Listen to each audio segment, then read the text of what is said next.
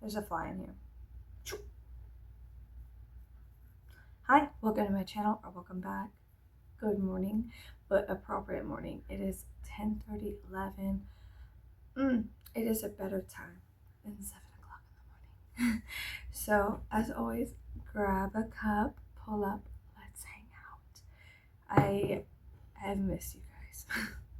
I am, I am, I am, I am, I am becoming a routine gal, and I do enjoy our morning chats or our evening chats. They are very cleansing for me. So you guys may not enjoy them, but I enjoy the fuck out of them. So good morning. And also nobody is awake, so the whole house is mine. It feels so good to be alive in this moment. I'm also so excited that October and Halloween, all of that's over. I am actually really excited for November. The promise of cooler weather, the promise that it cannot theoretically, mathematically, logically, physically be over 100 in South Texas. The promise. Because if it is 100 degrees in November, I may just have to go visit a Catholic church and start confessing my sins. Just in case. I'm just kidding. I don't give a fuck. I'll stand on the corner with a megaphone and be like, ah! I'm kidding. Speaking of standing on the corner, what are you watching? What are you listening to? What are you reading? I would like to know. I'm genuinely curious what you guys are doing. Thank you so much, everybody who's been commenting. I'm so happy and grateful that you guys are interacting with me. Thank you. And like, don't ever feel ashamed or how do you say, strange here, because we are all strange here, and this is supposed to be a safe haven for people like me. But that also being said, I've laid down boundaries before. This is a safe haven for people to share, okay? For the strange people like me to share. So let's keep it safe for everybody, including myself. Or else. What is better than a good cup of coffee and silence and chatting with some of my closest friends? Oh yeah, also like new subscribers, hello, and old subscribers, hello. I never thought I'd get to 400 subscribers. Or over that. Like, I literally just started putting these videos out because, number one, they started off like me being like, oh, if I die, my kids should see what their mother is like, or have something to hold on to of a remnant of my goofy fucking personality, raw, real, whatever, like that they could come back and look to, you know. That's what it really started off as, the realization that, bro, I may not be here forever. And then well, when my mother died, she left her the day before she died, she left a voicemail, and it was the only thing I had left of her, and I have since then slightly forgot what she sounded like. That did a lot to me. Okay, personally, that did a lot to my psyche. And I'm gonna say this, good and bad, because yes, my mother was also one of my abusers. So part of me is like grateful that I don't have to ever deal with another Christmas or Halloween or birthday where I ever have to worry about like a backhanded remark or like a narcissistic whatever, you know. But the other part of me is sad because still, as a mammalian, as a mammal, it's my mother, and there's something that we are in, like it's in our coding to love the thing that created us regardless, you know. Like, I don't know how it is for fathers because I never truly had a father. My father is also dead too. But I know specifically from my mother, it was extraordinarily difficult to come to terms with the ambivalence and the residual bullshit, literally baggage and whatnot left over from her death. So like whatever, you know what I'm saying? I'm kidding. But yeah, yeah. It's been like I don't I'm just gonna be honest, like I feel really good. The fact that I got through Halloween and I didn't have a mental breakdown, the fact that I got through her death days and I didn't have a mental breakdown, I feel really good. I feel like I have accepted it truly, and that is so fucking, it's delicious. It is fantastic. And you know, like I said, I do love her, but also, like, if I'm being honest, I hate her too. You know what I'm saying? Like, I just do. So it's very complex. It's extraordinarily complex. Um, and I have to wade through those complexities and as well look at them and as well alleviate the tension and as well honor myself and be like, you're allowed to hate her and you're allowed to love her. And personally, and to you too, in the universe, you you are allowed to love and hate somebody. You can have, it's called ambivalence. Gone to therapy for it, honey. I had to get a trauma specialist, but it's a legitimate thing. Okay, so no, don't feel bad for loving and hating somebody.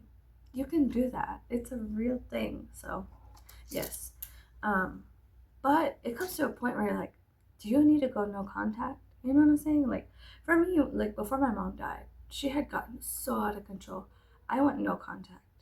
And her death was, it was bad, but it could have been worse had we still been very enmeshed in each other's lives.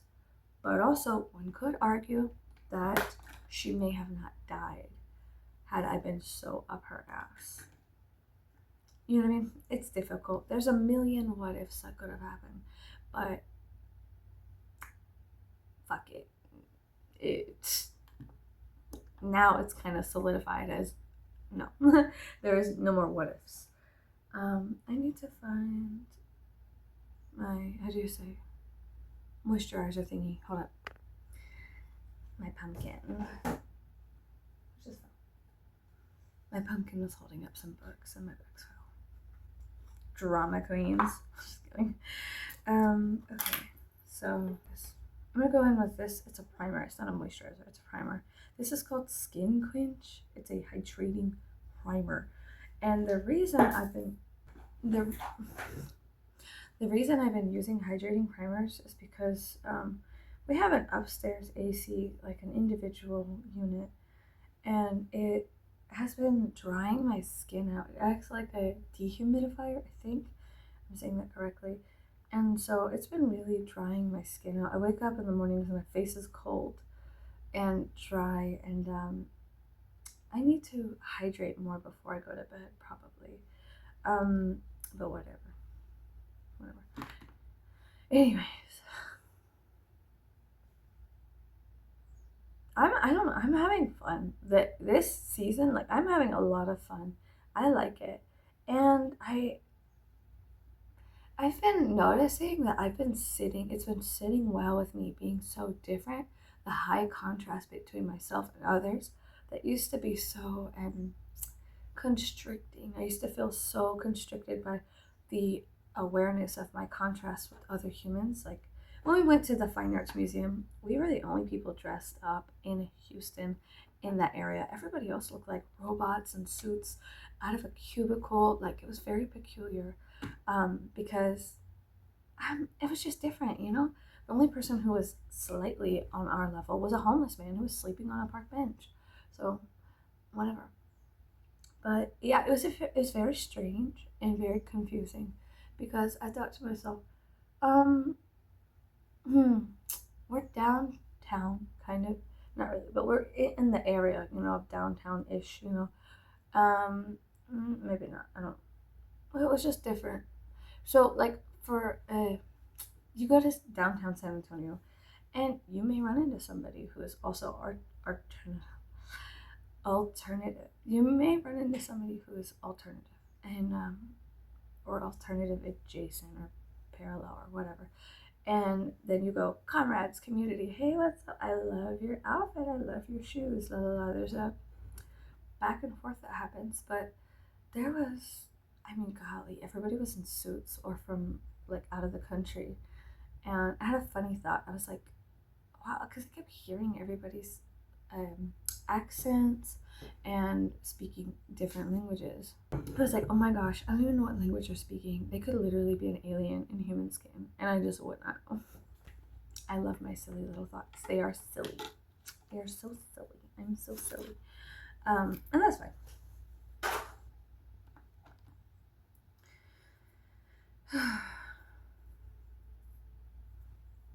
So I've been listening to the podcast Cemetery Confessions, and I like it a lot personally. I like it a whole bunch, and I think it's kind of funny because the recent one they were talking about like clubs and like alternative and gothic clubs and things like that, and the differences between like an actual club and then an alternative or a goth club. And the difference is essentially was that in a gothic club, I don't know, I've never been to a club. I literally haven't, unless it was a strip club to literally drop off one of my friends or relatives. So I don't, I've never gone to a club. I don't, I never cared about other people touching me. Like, don't, please, seriously back off. And I think that to me, like my friends back in the early 2010s, 2009 to 2015, I think a lot of my friends were friends. Acquaintances from high school were going to clubs and whatnot. Like, it was like the thing, which is fine. I'm not judging them, but I did not. Number one, I had a child, and number two, like it was just not on. I look like the fucking Phantom of the Opera. Hell yeah. Um, he's baby. Okay. No, but I did not. I did not want to do that. It just sounded like a fucking nightmare. And then some of my friends were, taken advantage of, and their cars were smashed into, their belongings stolen. What the fuck is the point? I didn't understand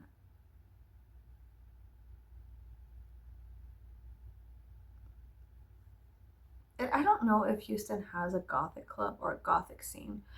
They have some bars I know of that are alternative in nature. I don't know if they're gothic in nature, but there are some up and coming gothic bands. I think Monochromatic Lover is one of them. It's like a husband and a wife.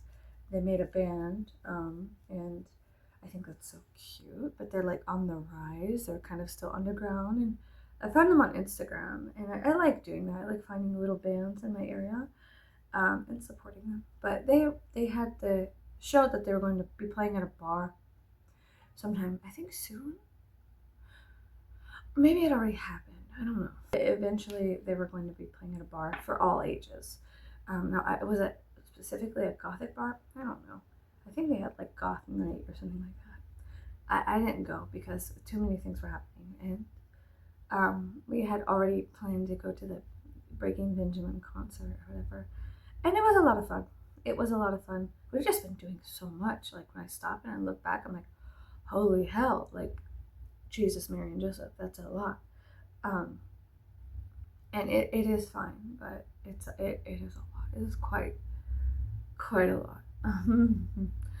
um, but it's okay as well. I have what's this? I have ordered a bunch of books from Thrift Books. If you guys have any book recommendations, I drop them in the comment below. Like, what is your favorite book? Let's be honest and clear with each other. What is a book that you find delicious, life changing, memorable, something that really made you sit there and think, haunting? What is a book that you would recommend to a total stranger? Spark up a conversation in the comment section below. Like, start talking about books. You know what I mean? Like, come on. So here's what I'm getting into. I revealed my list of books that I was buying randomly. I just get into like a mood and I go on these book hunting excursions and purchase things. We do not have a bookstore within 100. No, I'm sorry, I lied. 45 miles to 50 miles of my house, not a bookstore. That should tell you about the kind of company that I have here, the acquaintances I have here. And not all of my acquaintances are like that. Some of them do go to Houston, but there has to be a traveling. They have to have the means and the desire to expand. And I will tell you, not a lot of people do down here. So, is it frustrating? Yes. Is it isolating? Yeah. It is isolating and frustrating. But I was able to communicate with one of my friends or acquaintances from the past, and we share similar views, I believe, on the occult and stuff like that. So she's kind of a safe person that I could talk to about strangeness and whatnot. And I value her opinion, and I value her. I value her. So I have no problem being like, she recommends something, it's probably good. She recommended to me the Dune series. So we started exchanging books, and I told her, she tagged me on something that said, hey, have you read, this is also another good book, it seems like, have you read The Halloween Tree? And I was like, yeah, actually, I sit in between my two sons' rooms in the hallway, usually in October. And what I'll do is while they're sleeping, I read every night a couple of chapters out loud of The Halloween Tree to my children while they fall asleep. And yeah, so I was like, yeah, this actually is a good book. She's like, oh, well, then I will. She recommended the Dune series to me. She said, I haven't read Dune. I haven't, but one of my younger friends when I was younger was really obsessed with Dune. And so I knew about Dune. I haven't seen the newer ones, but I've seen the older ones many times because my friend was obsessed with it. And so it was like on VHS, I think there's like part one and part two or something like that. I don't know. She had like the whole CDs. There's a bunch of CDs. I don't know. It's a vague memory, but I remember seeing Dune a bunch when I was little.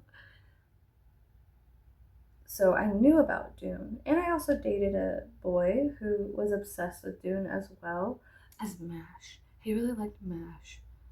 He was a strange boy. I did like him, but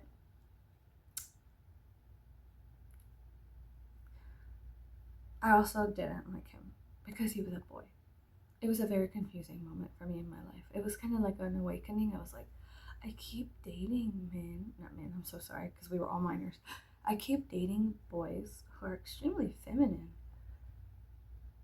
Anyways, he really liked Dune, and he really liked MASH, and he really liked the author, I forgot his name, who wrote Jurassic Park. Yeah, he was really into books. Um, yeah. Anyways, so yeah, I was just kind of like, there's something going on with me. I keep dating boys who are extremely feminine, and then I was like, am I gay? And then at that point, whenever I was younger, I was like, oh my god, I am. And then I started dating girls, and I felt so much better. And then I felt so much better. I was like, oh my god, this is what it was. Duh. Yeah. Oh, and then a girl broke my heart, and I was like, you know what? I just hate all humans. That's what happened. I started dating girls, and then a girl broke my heart, and I was like, you know what? Honestly, I think I hate everybody. Because this is way worse than when a guy breaks your heart, which did not happen to me. Boys did not break my heart, so I was like, maybe there's something wrong with me. I was like, hmm. But when a girl breaks your heart, when you're in love with a girl and she rips you to shreds. But it was one of my most full relationships I've ever had. It really was because she was, I think she could have, I don't know if she identifies as bisexual. I don't really identify as anything ever. I'm more of a concept. I don't even exist. Like, I really, gender wise, sexuality, I'm not even here, bitch. Like, I'm not even real. So don't even look at me. Like, for real. Shut the video off right now. Cut the cameras. Everything you know is question reality. Cut the cameras. Question reality. Yeah, I try not to identify as anything because I'm very fluid about my identity. So I don't really care to also compact myself into a label because I will. I will throw myself against the walls of that label and destroy it. Um, it's a personal thing, and it is annoying. It is annoying. It's something that I've noticed about myself. Is as soon as I bag and tag myself as something, anything, um, I'm like, let's expand on this. And I'm like, oh my God, bitch, what is your problem? I don't find anybody really attractive. I think humans are repulsive at best. Um, but if I had to, women or feminine presenting humans, let's say that, because also there's tons of trans people and people who are also in that strange place of non-identity that are female or femme presenting. They're beautiful, but there's also masculine presenting people who are beautiful. But do I find them sexually attractive? Not really. No, humans, not really. Kind of have a David Bowie stance on things.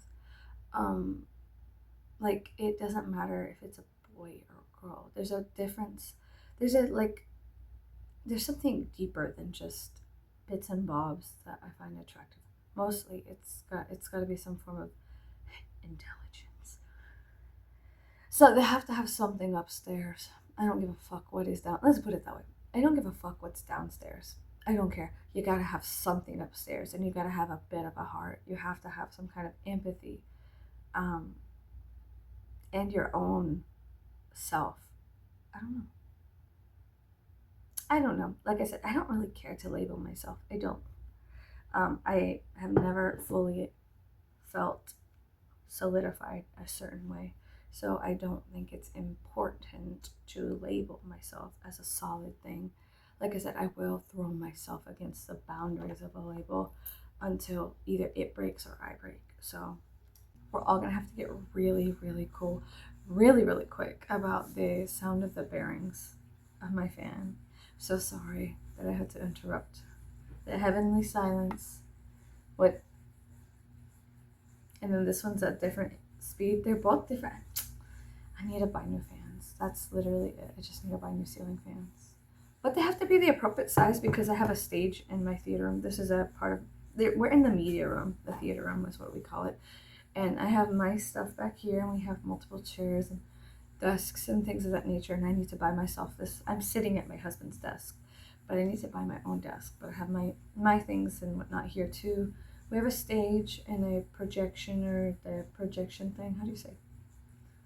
It's a projector. Oh, bitch. We have a projector, a screen, multiple like gothic style throne couches, and a love seat that's velvet, black velvet. And so like a lot of the pieces, the desks, the chairs are black. Everything else in here is red. And the fans are here from the original owner, who ironically used this also as a sort of theater room because he used to be in a band and they would practice right here where I have built a stage. My husband and I, we both built the stage. I had the vision, he built it, and I helped him build it. So it was a unity process, whatever it's called, a joint thing, whatever. So yeah.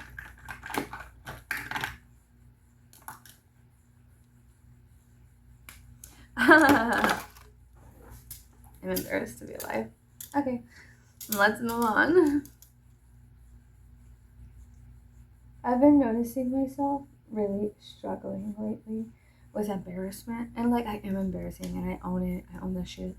But there's sometimes that I'm just like, oh my God, I wish I wasn't embarrassing. I wish I could be this like mysterious, beautiful, like whatever. There's a part of me that wants to be a certain way, but there is no way that could ever happen because I would have to sacrifice such a huge amount of truth to become mysterious. I would have to be silent. And I don't like being silent. I've been silent before. It's not my bag of chips. It's not my bag of chips. It's not my cup of tea. It's not who I am. I am expressive. I am very, very expressive. Physically, verbally, mentally. I am so expressive. There was a time where after I got really, really sick, from the global thing that was going around. I got sick, and I got the kind of eternal sleep kind. I got the Sleeping Beauty flavor of it, and I I laid in bed, and all of my emotions were gone, and this my scent was gone, taste was gone, everything was gone, and I have a very good collection of horror themed perfumes, oils, and things that I use for my olfactory responses as resets. So I have like Vanessa Ives, Mina Harker, Dracula, Lucy Westenra, Marie Antoinette. These are all oils. Their names and their flavors are magnificently different and beautiful. And they all evoke something separate within me. And so I have a huge collection of oils. And one could argue, well, Marie Antoinette's not horrific. Okay, sure. Whatever, babe. Yeah, right.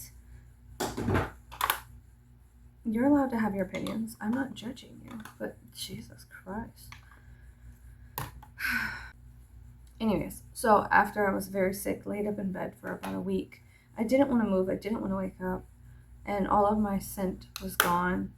I thought, because there was tale and talk and, rumors that it could be permanent, it could be forever, the type I had, that you can maybe never smell ever again. And the only emotion that was evoked within me was a depressive sleep, and also then a further depressive episode of just being like, that was one of my favorite things about being human and alive. Being able to smell and taste and use all of my senses to their maximum capacity.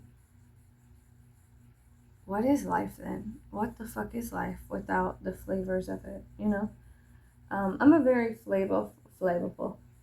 I'm a very flavorful human. I love flavors. I love different experiences, and I love my experiences to be full. You know what I mean? Like full to the brim. I love food. Like it also that is full of flavor. Not just experiences and whatnot. Sorry, my eyebrows are all fucked up. I don't care. I find a lot of like ecstasy. I find a lot of ecstasy and ecstatic. I It's extraordinarily pleasurable to have experiences that are all encompassing for your senses, and beautiful varying flavors, and I enjoy my senses. I enjoy sensation. I do. um, so it was extraordinarily depressing to even think that I could not feel, smell, taste ever again. And it kind of drove me into a deeper depression. And I had a friend who was in a coma because of it. And we both came out so different. We both came out so extraordinarily different. He died multiple times. And it when you look into each other's eyes and you kind of have a shared moment of like, we were both in a strange dark cavern. When we close our eyes, we were both there in that experience, in separate places in time and space, yes, but we both know that place intimately.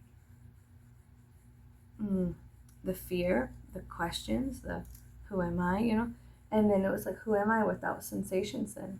What is a human without eyes and without ears and without a tongue and without a scent, without what is a human then what is their definition? What are we then? It was a strange moment in my life, like, well, what is life going to be then?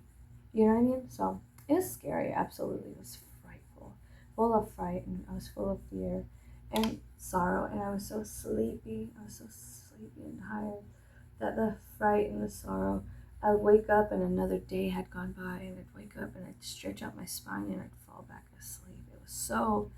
It was an insane slumber.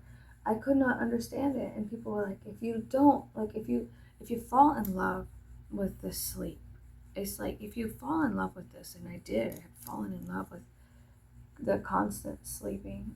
It was kind of like a beautiful, deep rest. And so it was a nice escape from the constant thoughts I have. Of, oh my God, what if, you know? But then I was like, oh no, I could die. People, you know, I could go to sleep and not wake up. You know, what happened to my friend. Um, you know, and eventually I think he did wake up, but, you know, we're forever changed by that experience. So, no, I cut it out in the wild. I cut it out in the wild, and it was wild. I did not. Ironically, I didn't catch in the city. I moved out to the swamps. I literally moved to the fucking swamps. I'm not kidding. I had a swamp in my backyard. Ibis out the ass in my backyard. Gators out the ass in my backyard. I lived in the swamps in South Texas. Literally, lake after lake after lake. You had to pass up like 5 lakes to get to my house, and then my house was surrounded. My house was one of many houses that surrounded. It was a swamp. It was not a lake. You could not swim in it. There were too many gators, too many pond lilies. It was a swamp. Spanish moss hanging everywhere. It was beautiful, magnificent. But the irony is that I lived in a city, got off scot free, and then I moved to the swamps. A swamp on maybe like 500 people, you know?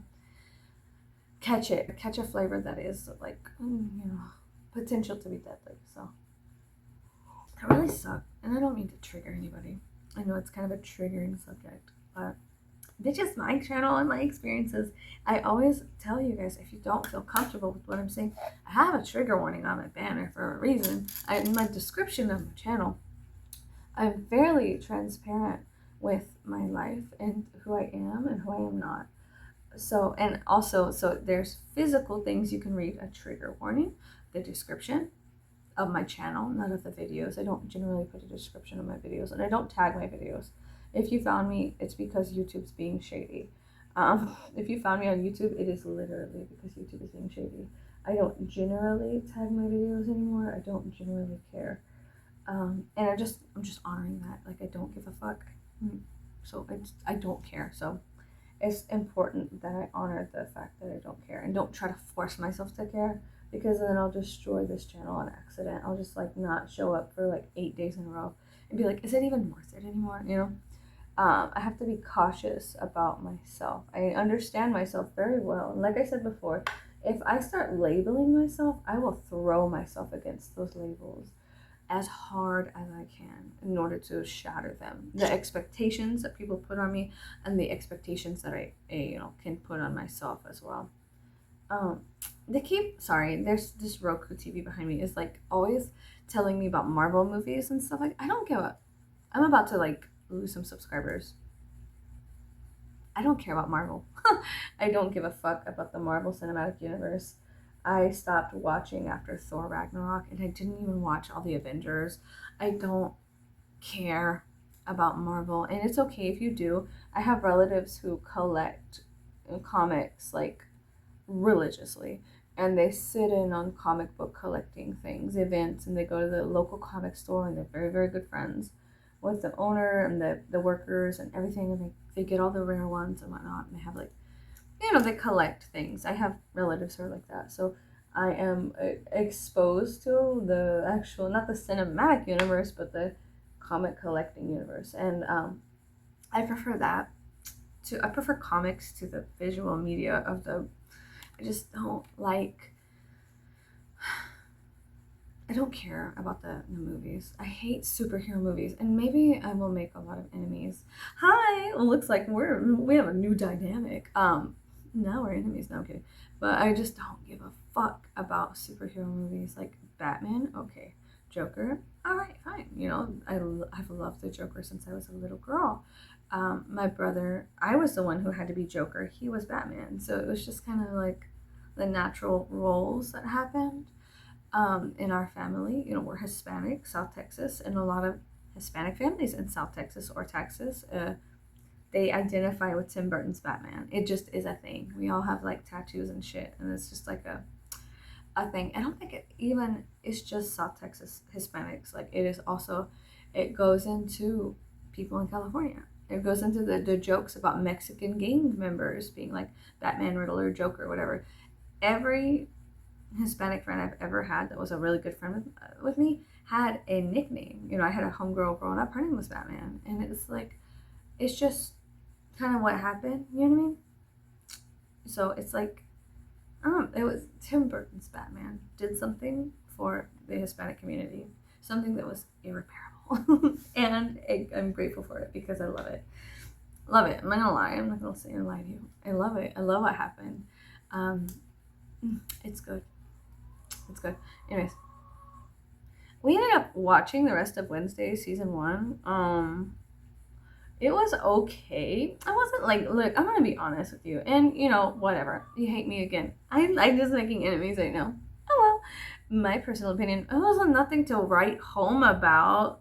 It was good to an extent. Like, it was okay.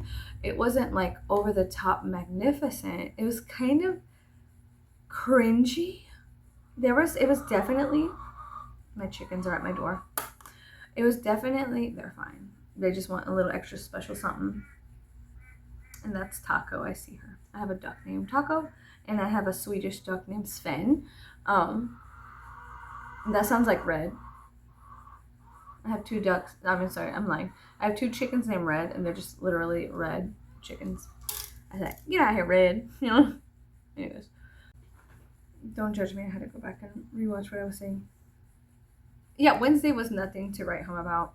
And I'm not like head over heels for Jenna Ortega. I'm just not. And she's for this younger generation of people. Wednesday is for a younger generation. My husband enjoyed it. That's fine.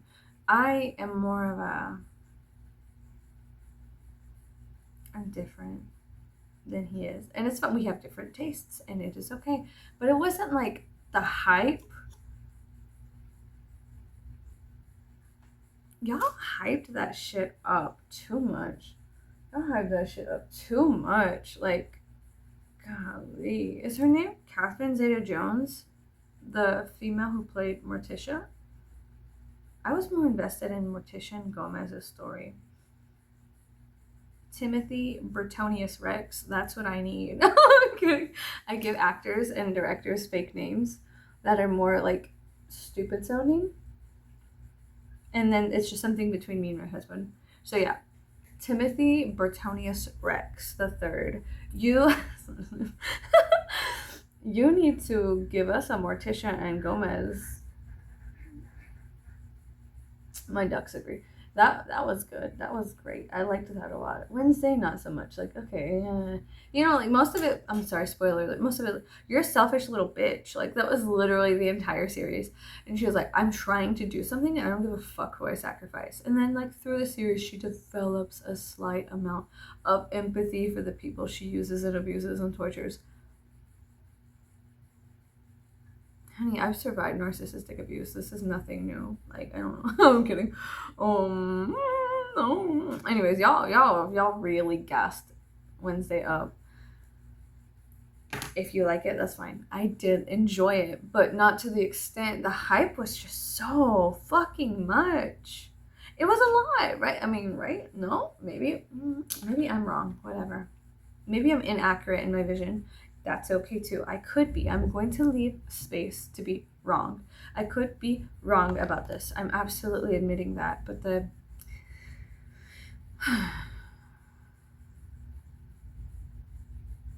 I gotta go cleanse my palate after watching Wednesday. I think I'm gonna go watch Penny Dreadful because I like watching people just rip each other apart. It was a cute story. There's nothing wrong with Wednesday. It was adorable. It was a good story, but it was very young. It was very modern, and it was kind of cringy. And I was embarrassed. There's multiple times I had secondhand embarrassment, and I was just like, I'm embarrassing. This is a lot too. And one can argue, and it's fine to say that then good, you felt something from the movie or show or series or whatever. Good, you felt something, then it did its job. I don't know about that, buddy. Oh, just kidding. No, no, no, yeah. Like, yeah, cool. And then you could also argue that they're teenagers away from home and going through these strange things, so you're supposed to feel embarrassed. But I don't like that feeling. Like, bitch, I give that to myself every day, all day. I don't need Tim Burton doing that shit to me, too. um, mm, Timothy Bertonius Rex the third. How dare you?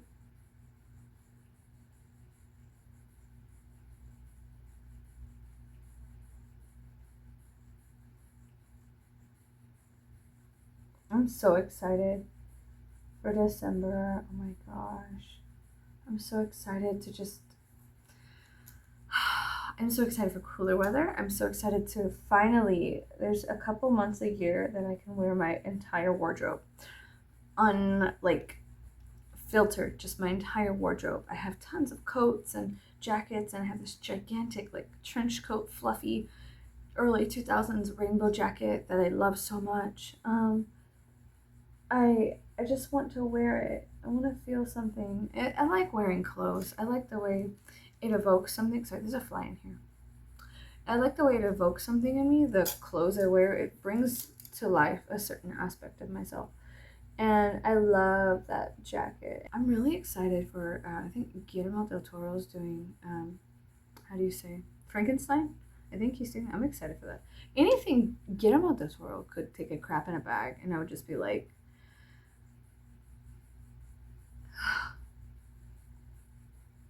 everyone shut up.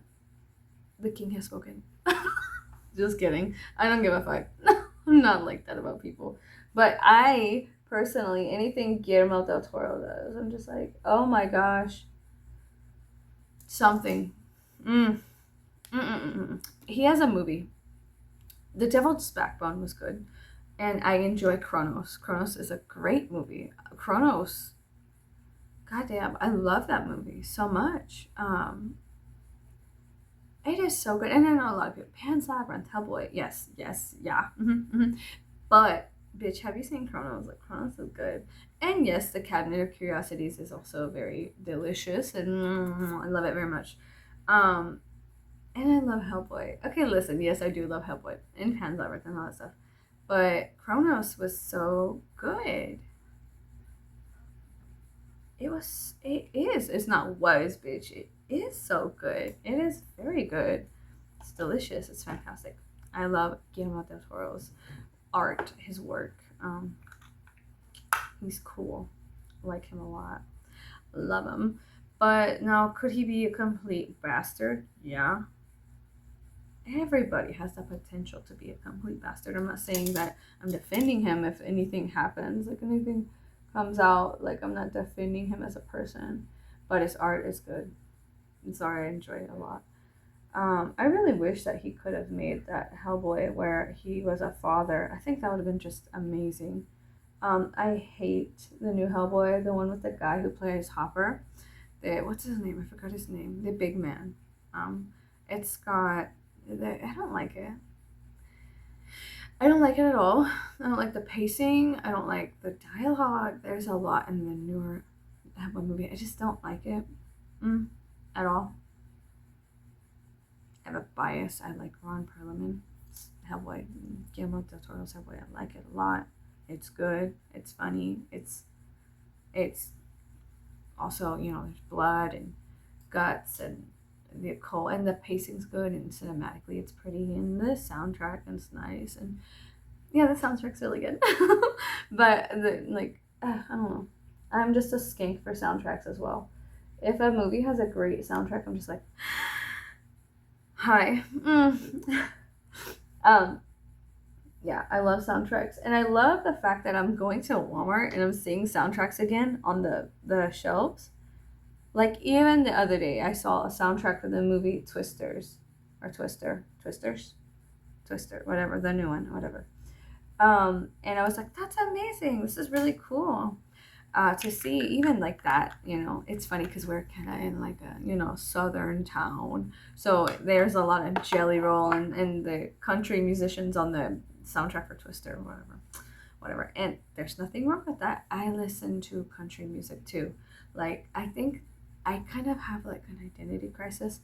Every once in a while, I go back to listening to too much George Strait and too much Brooks and Dunn and too much Shania Twain and too much Alan Jackson. And then I am just like, but then I have to swing back. The pendulum swing has to come back to Echo and the Bunnymen and all of my favorite darker, gothic, more esque music. It always starts with Echo and the Bunnymen because that's my favorite song. The Killing Moon is my favorite song. Echo and the Bunnymen, I love them.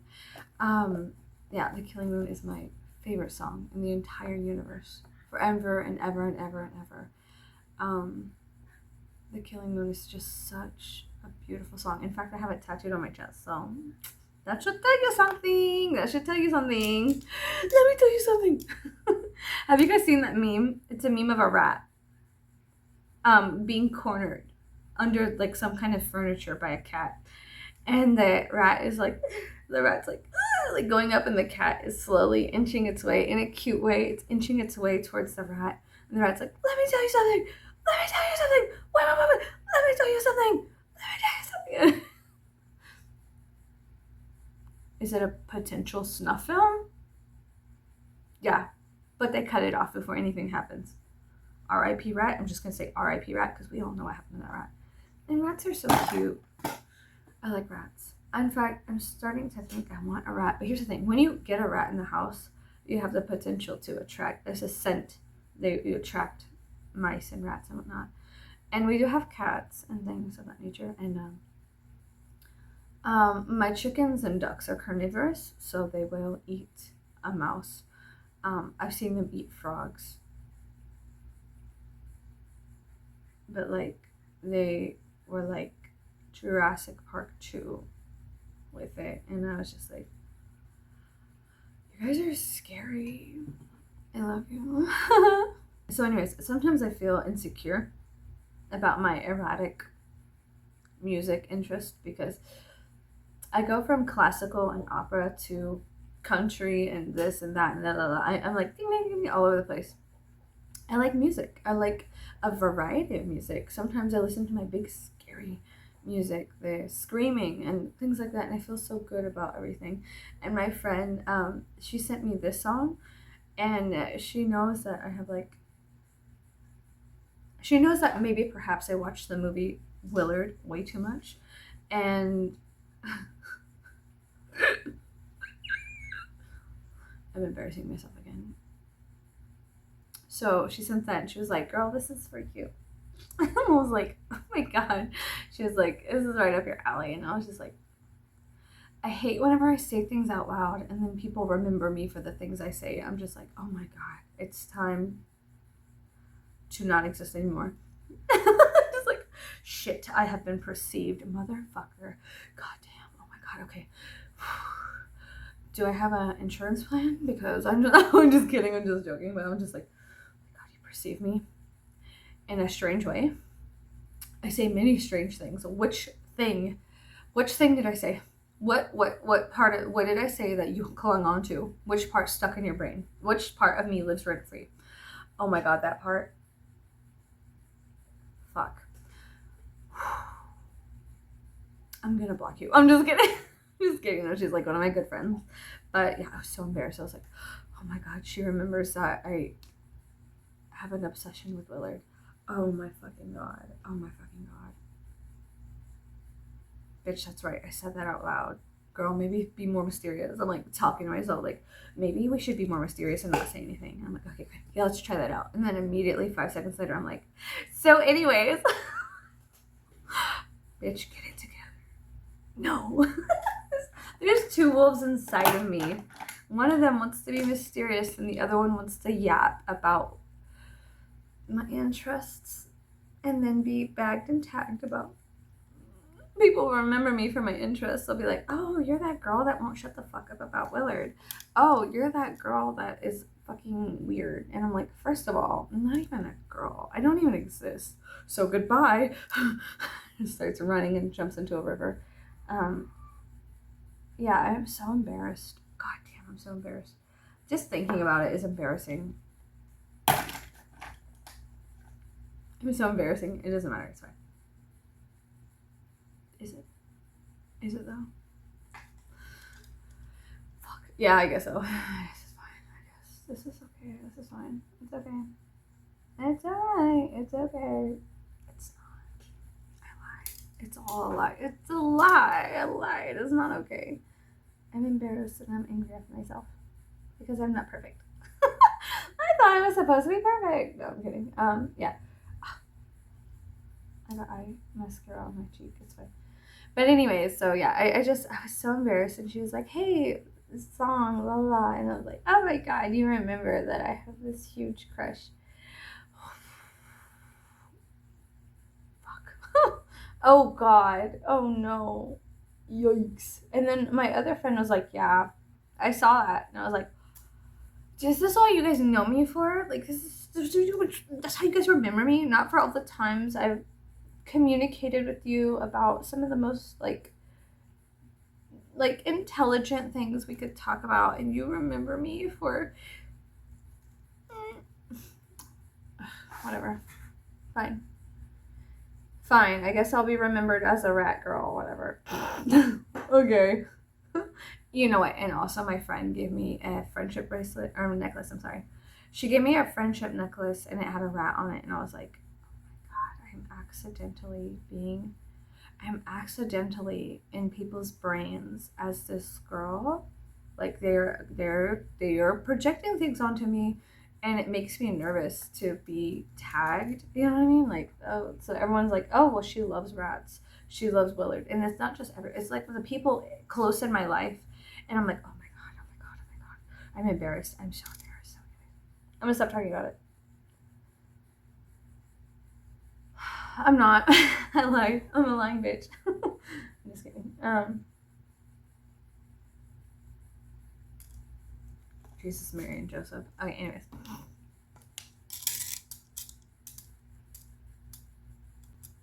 So Twin Tribes will be playing stateside in Las Vegas at this like huge, how do you say, festival. There's also like a huge festival in Ohio happening as well that has a lot of bands that I really want to go see. So there's two festivals happening next year, and if we live to next year, I'm struggling with Ohio or Las Vegas. Now, it's probably cheaper to go to Ohio. The Vegas one is like $500 a person for general admission tickets, and I don't understand that because I've never been to a festival like that before. I've been to the Austin City Limits Festival when I was a kid. We used to live in Austin, and my mom would make me jump the fence, and we would just get in like that for free by jumping the fence. And so like whatever, right? Like whatever. I don't know if you could do that anymore. This City Limits Festival in Austin is no longer cool. Here's the thing. When I was a little girl and I lived in Austin and I used to hang out with a bunch of like trans and gay homeless people at the festivals, I did as a child. I did. I have the pictures to prove it. So we used to hang out with a lot of people that were, the heart of Austin. They have all since passed on, and Austin has become this different place than the one I grew up in. The Austin, Texas I grew up in. It was a magnificent place. For recess, we had the option to build a house for Habitat for Humanity, or we can go, like you could go play at recess, or you could help. You could grab a hammer, a screwdriver, and start helping with the frame of the house. And then it was really, really cool. It was a great place to be at, and in those days of my early development. So now Austin is this. I went back recently, and it is nice. It's different, but here's the thing: When I was a child and I lived in Austin, I came down here to South Texas, and I had all these experiences hanging out at they had a vote for Leslie as president. Like, there was a homeless man named Leslie Cochran, and they named him the Queen of Sixth Street. You could go see, he has a plaque there. But we used to always hang out with Leslie Cochran at every festival. Chili Pepper, Keep Austin Weird, the Bob Marley Festival, the Reggae Fest. There was the City Limits, Keep Austin Weird. All the festivals my mother would drag me to, and I would just kind of vibe around, you know? And so as a child, it was important. And at that time, I was basically an only child. So it was just me and my mother wandering around this festival. And she usually let me wander around alone.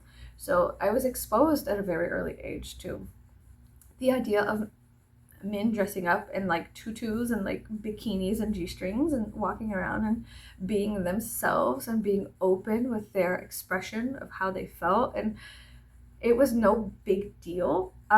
It was different. So I was exposed as a child to that, you know, whatever, to Austin, back when Austin was Austin. And now it's become this other entity. It's changed with times. The irony is that I went to Austin, I lived there, I moved down here, and then all the children made fun of me because I had strange experiences. I wrote a book report on my experiences. Like, yeah, I wrote about Leslie Cochran, how he was a gay homeless man who ran for president, and he was also on, I think, Unsolved Mysteries or something. They interviewed him for a murder case, and he was in his like early 2000s fluffy hat, and like he had this coat. He was covered, but he generally wandered around Austin in a bikini and a g-string. He had red crazy hair and freckles all over his body, and he wore high heels, and he was always smoking a cigarette, walking around, drunk and fucking feeling it. He was our friend. So I wrote a report about him, and the teachers liked it, and the students called me a freak. And that was some of my earliest interactions here. Then these bastards decide to grow up, and then now that they're grown up, they want to go to Austin. Like, all the kids who made fun of me for moving from Austin to here, the ones that made fun of me for my experiences, then grew up and moved to Austin. And honestly, I'm gonna be honest, they fucking tainted it because you guys suck. Just kidding. No, but for what they do, they're just, some of them are fucking bastards. God damn, they're such assholes. And they're so mean and cruel to me as a child. And then they have the audacity to grow up and go and experience it and act like it is, and they are allowed to. They are allowed to. You're allowed to do whatever the fuck you want, you know? But personally, from my perspective, that's some hoe shit. Like, that was some hoe shit. Not even a sorry. Whatever. It started off with sacrificing me. Their story started off. And maybe because I was open about my experiences at such a young age with Austin, Texas, that they felt like maybe that sank in them, that there is a place. What does Chapel say? Boys and girls can all be queens every single day. You know, and back then when I was a child, it was Austin, Texas. And now I went back with my family. I went to 6th Street. I saw the plaque. I didn't know Leslie had died until I saw the plaque, and I cried. I took a picture and I was like, that's fucked up. They beat him to death. Some assholes beat him to death. And, but he was so important to my childhood. Leslie Cochran was so important to my childhood, and he was such a strange, peculiar character, but he was real. He was a real person, a real, whole human, and he gave me the strength to be a real, whole human. I think back to that. I don't know any other children who are hanging out with Leslie Cochran at the Keep Austin Weird festivals. I was the only little girl. And my mom, she dragged me to these places and spaces, and she loved him so much. And I did have ambivalence towards her, whatever. But she did. She'd always find him and be like, take pictures with him. And she'd be like, hey, and honey, come here. And she'd make me take pictures with him. And it's gotten to the point where my pictures of him and her and everything, I have them, but they're still like, there's the mold creeping in on the old film, and it's slowly being devoured by the weathering of time. It's interesting to look at, but it's also important for me to be honest, because maybe, I think it's great that they came out. The boys who used to really be mean to me as a child came out and they were like, actually, no, I am this way, or whatever. Everyone's allowed to have their own experiences. I just found it extremely ironic and painful as a child to be ganged up on by all these boys and for them to make me feel like dog shit for my experiences as a 12-year-old, as an 11-year-old, and then to have very strange experiences in their mind. And I'm trying to relate to other kids my age, and I can only relate to adults. So it would be me sitting next to the teacher's desk talking about, while everyone else is doing a test or something, I'd finish my test early and go sit with the teacher. We'd talk about Austin and traveling all over Texas and the hill country and stuff like that. I found a lot of safety in the, I don't know, in the company of the older women, my teachers that were older, and they were nice to me, not like the boys my age who were rude. And I wore like makeup, and of course I should have known, but they were so critical of the makeup I wore. They were so critical. I should have known. It should have been a red flag. I should have been like, you might benefit from going to Austin, honey. And they did. They did. They grew up and they did benefit from it. So cool. Happy somebody did. But I went back as an adult. It was different. The homeless population was out of control and very sad, and mental illness was everywhere. It was unsafe, which I think it's always been kind of unsafe. It's a city. Let me back that up. Earth is unsafe. Let me back that up, honey. Earth is unsafe. But yeah, it was very unsafe. It was different, and the people there were strange. And when you lock eyes with somebody on accident and they you see something you're not supposed to see. I did that a couple of times with certain men. I would look in the bars and I'd look at them, and I was just like, wow, there's actually a lot of people here who are concerning me. A lot of people prowling around, So I was like, damn, I hope the women and the men out here are being safe. I hope the humans, because women and men, we all are not safe from people who prowl in the dark crevices of the human psyche. So, anyways, it's different. And then now, like, Joe Rogan and a lot of people are migrating from California there, and it's become the new, like, Los Angeles of Texas or whatever. We're talking about building film lots and things like that in the hill country, which, okay, cool, whatever. But I don't think I'm looking forward, and it could be wrong. I could like it, but I don't think I am looking forward to that. The cost of living in Austin is you can't, bitch. Like, people are moving from all over the place to there and driving the prices up. But that's also a universal thing here in America. The prices are outlandish and ridiculous, and you really have to almost get litigious about things in order for them to come clean about the true price of stuff. It's ridiculous. Anyways, I think I'm gonna go. I think this is a look for the day. Stupid bitch, stupid hoe. And I gotta go edit this, and I don't want to. But I guess I will. So I hope you guys are doing well. Honor yourself, be honest to yourself. Even if you're just like writing it down in a journal and then burning it in the fireplace later, just be honest with yourself. Remember to take your vitamins, drink your water. I'll see you guys later. Goodbye.